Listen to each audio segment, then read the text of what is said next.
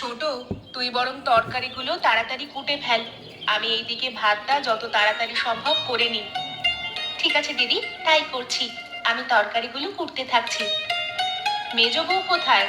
ওকে এখনো ঘুম থেকে ওঠেনি? জানি না দিদি, কে কি করছে তার দিকে অত খোঁজ খবর রাখি না। আমাকে সংসারের কাজ করতে হবে, তাই আমি করছি। তা তো বটেই, বড় বউ হবার খাতিরে আমাকে তো এসব দিকে খোঁজ রাখতেই হবে।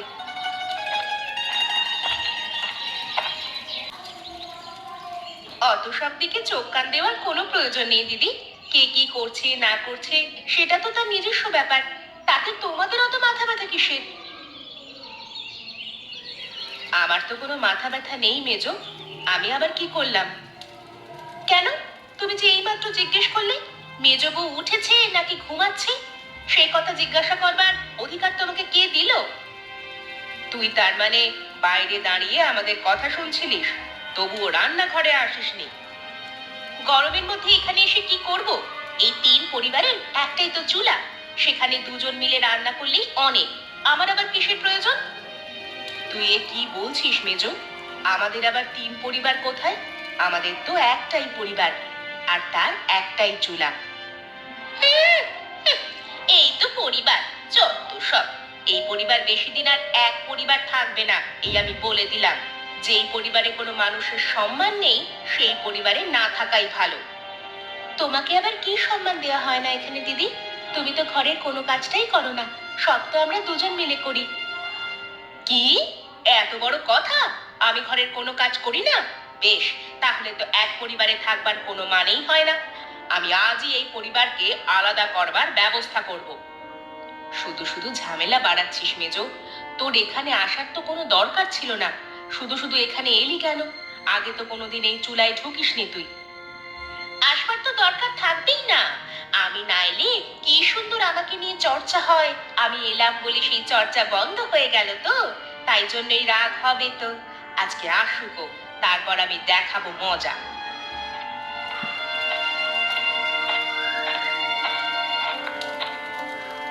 এবার কি হবে বলতো ছোট? যা হবার তা দেখা যাবে।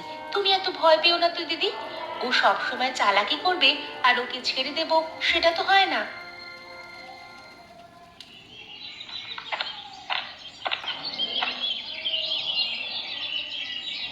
কি খবর ছোট? কি ব্যাপার, দোকানপাট কেমন চলছে?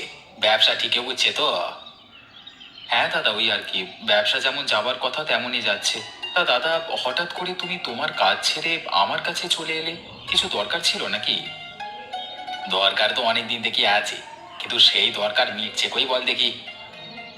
হ্যাঁ দাদা, বলো না কি দরকার, দেখি আমি মেটাতে পারি কিনা। বেশ, তুই যখন জিজ্ঞেস করছিস তাহলে আমি বলছি। হ্যাঁ, আচ্ছা একটা কথা বলতো, এখনকার যুগে এই এক পরিবারে থাকতে তোর কি ভালো লাগে? ভালো লাগবে না কেন? এখনকার যুগে একান্নবর্তী পরিবারে থাকা আর কোথায় দেখা যায় বলো দেখি। আমি তো বেশ ভালোই আছি। কিন্তু আমি তো ভালো নেই, আমার ওই পরিবারে থাকতে একদম ভালো লাগে না। কিন্তু বর্দাটা না কিছুতেই। তোমার পছন্দ অপছন্দের কথা তুমি বর্দাকে বলো, বর্দা নিশ্চয়ই কোনো সমাধান বের করবে। তা বলে এক সংসারে থাকতে ভালো লাগছে না এ কথা বলো না। আরে বর্দাকে বলে লাভ নেই, ও কোনো সমাধানই করবে না। ও তো আমাদেরকে কষ্টে রাখতে ভালোবাসে। তুই এত বড় হয়ে গেলি এখনো পর্যন্ত সেটা বুঝতে পারলি না। তুমি এসব কি বলছো মেজদা? বর্দা ছোট থেকে আমাদেরকে মানুষ করেছে, আজকে এমন কথা বলছো কেন বর্দা সম্পর্কে? কেন বলছি তুই ভেবে দেখ, আমাদের পরিবারের সব থেকে বড় ব্যবসাটা কার অধীনে আছে বলতো? সেটা তো বর্দাই দেখাশোনা করে। বর্দা তো ব্যবসাটা সম্পর্কে ভালো বোঝে। তাহলে ও সেই ব্যবসাটা নিজের অধীনে নেবে না কেন বলো দেখি? আর ওখান থেকে তো আমাদের ক্ষতি কিছু হচ্ছে না। আরে চাঁদু, ক্ষতি হয় কি না হয় সেটা তুই বুঝলি কি করে? ওই সুদের কারবারি থেকে কত টাকা পরিবারে দেয় আর কত টাকা নিজের পকেটে ঢোকায়, সেই হিসেব কি তোর কাছে আছে? হ্যাঁ, হিসেব রেখে আমি করবোটা কি বলো দেখি। বর্দা তো এখনো পর্যন্ত সংসারের সবকিছুই নিজের হাতে টানে। একটা সবজির বাজার থেকে আরম্ভ করে সমস্ত কিছু বর্দাকে নিজেকেই করতে হয়। আমাদের তো আর সেখানে কোনো টাকা ঢালতে হয় না। ধ্যাৎ, তুই সারা জীবন একটা গাদাই রয়ে যাবি, তোকে বুঝিয়ে লাভ নেই। শুধু শুধু আমার সময় নষ্ট। তাই আমি বরং এখান থেকে চলে যাই। ধ্যাৎ।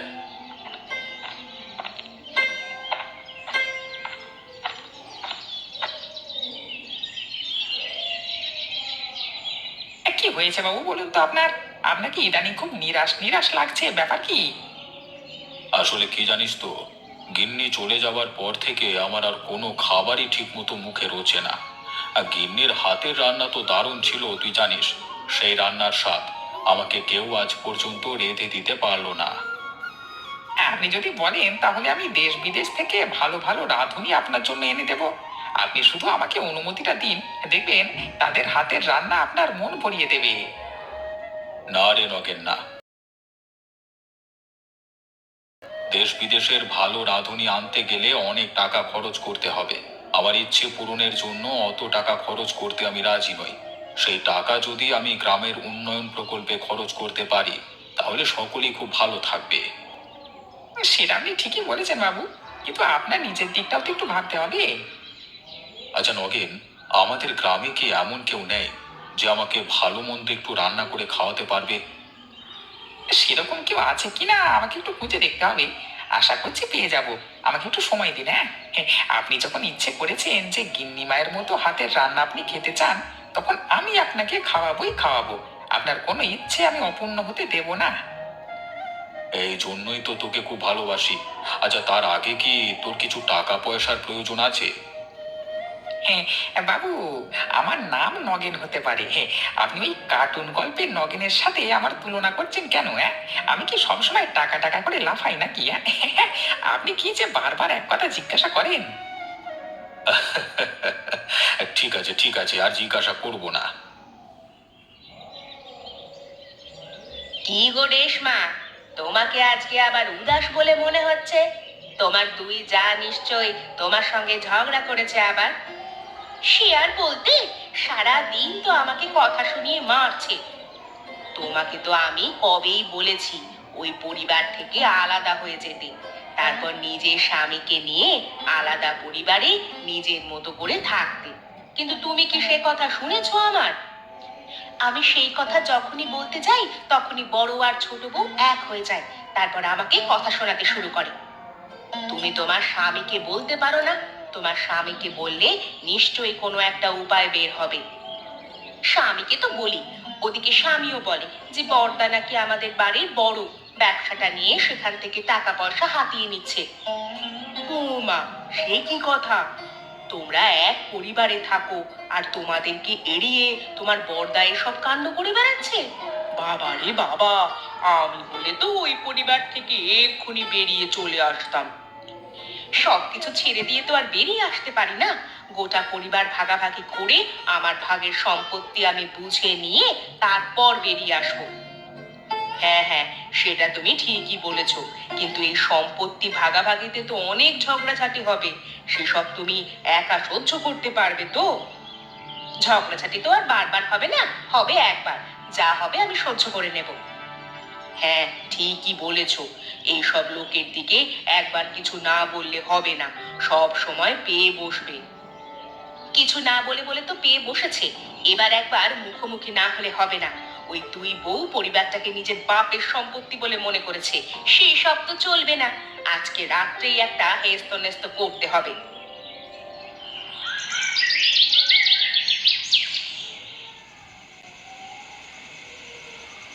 কি হলো গিন্নি, তোমার মন খারাপ মনে হচ্ছে? ব্যাপার কি? ব্যাপার আর তোমাকে কি বলি, আমাদের তিন বউয়ের এক পরিবারে থাকা সম্ভব নয়। এক পরিবার থেকে এক চুলায় রান্না করে আমাদের প্রত্যেক দিনই নিজেদের মধ্যে অশান্তি লেগে থাকে। আরে কি হয়েছে আমাকে খুলে বলো। কি নিয়ে অশান্তি লেগে থাকে?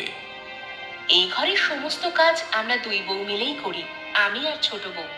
মেজ বউ একটা কাজও করে না, উপরন্তু আমাদের কাজের খুঁত ধরে। এইভাবে কতদিন সহ্য করা যায় বলো তো? মানুষের তো সহ্যের একটা সীমা আছে। গিন্নি, তুমি এই বাড়ির বড় বউ। তোমাকে বাকিদের তুলনায় অনেক কিছু বেশি সহ্য করতে হবে। সহ্য তো করছি গো, কিন্তু কতদিন আর সহ্য করা যায় বলো তো? মেজ বউ যদি নিজেকে পরিবর্তন না করে এবং সারা জীবন যদি এভাবেই চলতে থাকে, তাহলে তো আর পরিবারে ভালোভাবে থাকা যায় না। আমরা যদি কিছু কথা শোনাতে যাই তাহলে হিতে বিপরীত হবে। আমাদের কথা শোনানো যাবে না। তাই চুপচাপ সহ্য করে যাওয়া আমাদের কাজ। সময় হতে দাও, ওরা নিশ্চয়ই নিজেদের ভুল বুঝতে পারবে। মেজ বৌদি সব সময় আমাদের দেখলেই ওরকম করে। তুমি এর একটা সমাধান করে দাও, এভাবে তো চলতে পারে না। কথাটা তুমি ভুল বলনি। আমি দেখি প্রায় আমার দোকানে মেজদা এসে বর্দার নামে কটু কথা বলে, কান ভাঙানোর চেষ্টা করে। তাই নাকি? কি বলে? বলে দাদা নাকি আমাদের বড় ব্যবসাটা থেকে অনেক টাকা চুরি করে নিয়ে নিজের পকেটে ঢোকাচ্ছে। কি মিথ্যে কথা বলে গো! বড়দা আমাদের পরিবারের জন্য কত কি করে, আর সেই বড়দার নামে এত বড় কথা! আমি তো মেজদার কোনো কথাই কানে নিই না। নিজের কোনো কাজ নেই, সারাদিন এসে শুধু আমার কানের কাছে এসব কথা বলে আমার মনটা বিষিয়ে দেওয়ার চেষ্টা করে। আমি অনেক কষ্ট করে নিজেদের সংযত রাখি। তুমি তোমার দোকানে ওকে বসতে দাও কেন? ওরা দুজনেই সমান। মুখের উপর তো আর চলে যেতে বলতে পারি না। আমি অনেক চেষ্টা করছি ছোটকে নিজেদের দলে টানবার, কিন্তু কিছুতেই তাকে দলে টানতে পারছি না। কিন্তু আমার যে আর এখানে ভালো লাগছে না। তুমি যত তাড়াতাড়ি সম্ভব আমাদের পরিবারটাকে আলাদা করবার ব্যবস্থা করো। আজকে তুমি একটু বেশি রেগে আছো বলে মনে হচ্ছে গিন্নি। সারাদিন ধরে অন্য লোকের কথা শুনতে তো ভালো লাগে না। তিন পরিবারের এক চুলায় আমাকে তো ওরা ঢুকতেই দেয় না। ওরা নিজেরা নিজেদের ইচ্ছে মতো কাজ করে, আর আমি কিছু বলতে গেলেই যত দোষ। না গিন্নি না, এইভাবে আর এক পরিবারে থাকা যায় না। কালকেই আমি দাদার সাথে কথা বলবো। একবার মুখোমুখি কথা বলবার প্রয়োজন আছে, জিনিসটা বড্ড বাড়াবাড়ির পর্যায়ে চলে যাচ্ছে। তোমার পেছনে ওই দুটো বউ মিলে সারাক্ষণ পড়ে আছে, এটা তো হতে পারে না। হ্যাঁ গো, তুমি অন্তত কিছু করো, না হলে তোমার ওই দুই ভাই আমাদেরকে আর বাঁচতে দেবে না।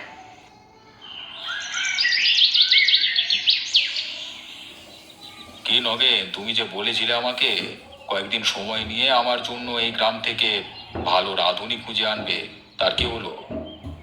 হ্যাঁ বাবু, সে কথা আমার মনে আছে। আর আমি আপনার জন্য মনে হচ্ছে একজন ভালো রাঁধুনি খুঁজে পেয়েছি। বলো কি গো, তাই নাকি? হ্যাঁ বাবু, সেটাই, তবে একটা মুশকিল আছে। সেটা সমাধান করতে হবে। এই সমস্যার কথা বলছো? আমি যে পরিবারের কথা বলছি না, তা সেই পরিবারের তিনজন বউ। শুনেছি নাকি মেজ বউয়ের মন ভালো নয়, তা বড় বউয়ের হাতের রান্না ভালো, ছোট বউ জোগাড় দেয়, বুঝলে না? তাতে আমার কি, আমি ভালো রান্না খেতে পারলি হলো। আপনাকে ভালো রান্না খেতে হলে এদের মধ্যে প্রতিযোগিতা বাঁধাতে হবে। না ভাই নগেন, আমি তোমাকে আগেই বলেছি, আমার কোনো ইচ্ছে পূরণের জন্য আমি কাউকে কোনো দিন ব্যবহার করব না। আমি এখনো সেই সিদ্ধান্তে অটল আছি।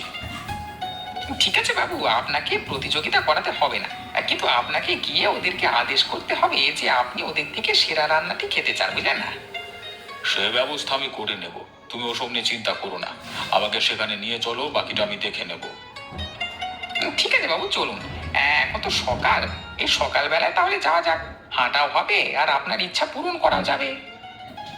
চলো তবে যাওয়া যাক।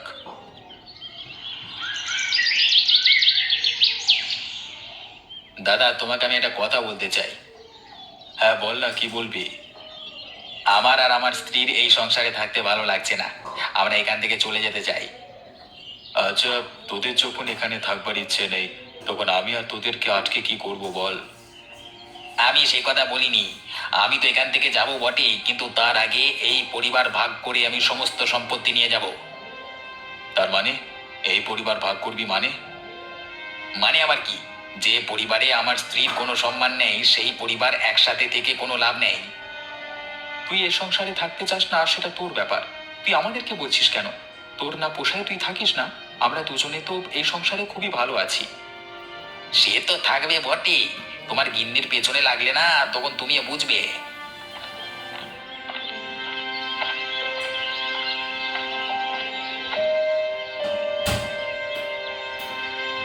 কি কার পিছনে লাগে সেটা আপনি না জেনেই বলে দিচ্ছেন কেন দাদা?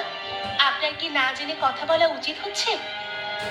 ছোট বউ, তুমি আমাদের ভাইয়ের কথার মাঝখানে কথা বলতে আসবে না। কেন আসবে না? ও তো সারাদিন ঘরেই থাকে।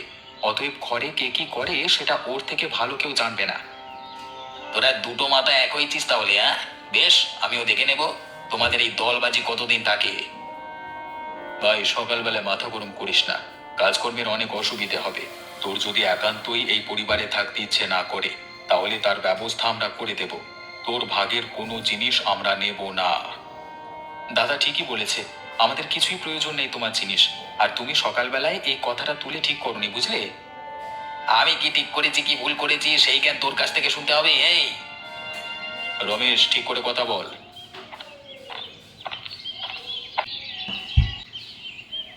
কি ব্যাপার কি? তোমাদের তিন ভাই সকালবেলা এরকম চিৎকার চেঁচামেচি করছো কেন?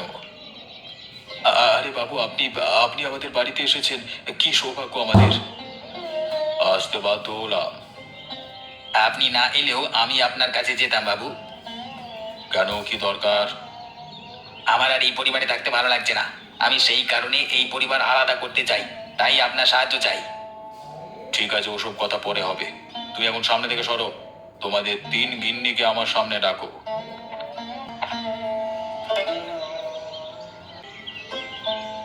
শোনো তোমরা, আমার ইদানিং খুব ভালো রান্না খাওয়ার ইচ্ছে হচ্ছে।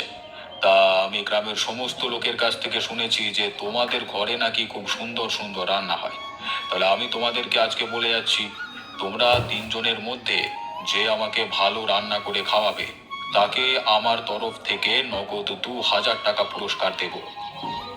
কিন্তু বাবু, আমি তো তেমন রান্না বান্না পারি না, তাহলে রান্না করব কি করে? আমার বদলে বরং দিদি রান্নাটা করুক, আমি না হয় দিদিকে সাহায্য করব। বেশ, তুমি এই যে সত্যি কথা বললে যে তুমি রান্না পারো না, তাতে আমার খুব ভালো লাগলো। ঠক দেখলে বাঁচা যায় না। এতদিন ধরে তাহলে শিখলেটা কি, হ্যাঁ? এই কারণেই তুমি এই সংসারটা ভাঙতে চাও না, তাই না? নিজে করে খাবার তো মুরদ নেই। তুমি চুপ করো। আমার সামনে ঝগড়া ঝামেলা করবার চেষ্টা করবে না। তুমি কি রান্না করতে পারো? হ্যাঁ, পারবো না কেন? বেশ, তাহলে তোমার আর বড় বউয়ের মধ্যে আমাকে যে ভালো রান্না করে খাওয়াতে পারবে তাকে আমি পুরস্কৃত করব। আর রান্না আমার আজকে দুপুরের মধ্যেই চাই।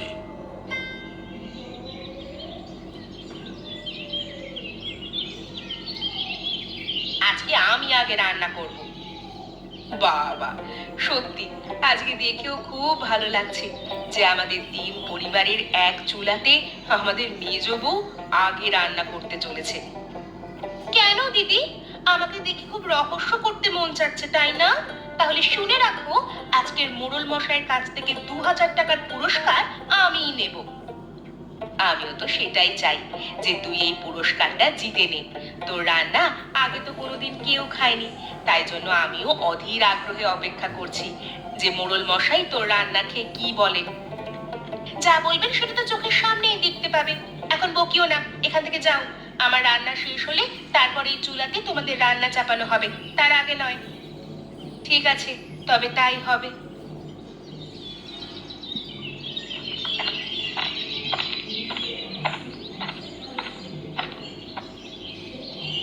আহা, তোমাদের তৈরি রান্না থেকে খুব সুন্দর ঘ্রাণ বের হচ্ছে।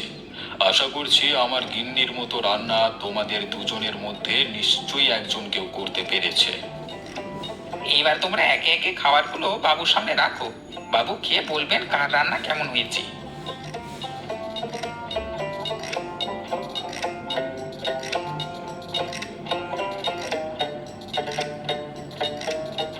আমি দুজনের খাবার খেয়েই দেখলাম, মালতী, তোমার রান্নার মধ্যে আমার গিন্নির হাতের স্বাদ খুঁজে পেলাম। কিন্তু রেশমা, তুমিও যে খুব একটা খারাপ রান্না করেছো সেটা নয়। তাহলে কি মোড়ল মশাই এই পুরস্কারটা আমি পাবো? তার কোনো সম্ভাবনা আমি দেখতে পাচ্ছি না। 2000 টাকার পুরস্কার আমি মালতীকে দিচ্ছি।